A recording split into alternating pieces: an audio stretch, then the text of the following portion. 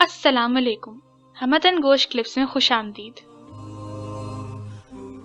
کیا آپ بھی خود کو دوسرے کے ساتھ کمپیئر کر رہے ہیں؟ شیر اور شارک دونوں پیشہ ور شکاری ہیں، لیکن شیر سمندر میں شکار نہیں کر سکتا اور شارک خشکی پر۔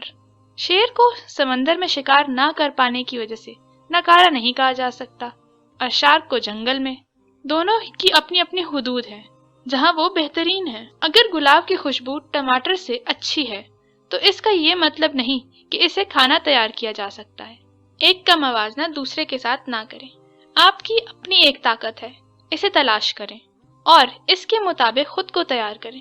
کبھی خود کو حقارت کی نظر سے نہ دیکھیں، بلکہ ہمیشہ خود سے اچھی امیدیں وابستہ رکھیں۔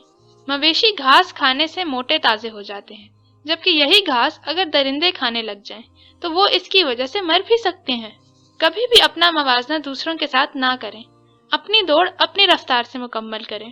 جو طریقہ کسی اور کی کامیابی کی وجہ بنا، ضروری نہیں کہ آپ کے لیے بھی سازگار ہو۔ اللہ کے عطا کردہ تحفوں، نعمتوں اور صلاحیتوں پر نظر رکھیں اور ان تحفوں سے حسد کرنے سے باز رہیں جو اللہ نے دوسروں کو دیے ہیں۔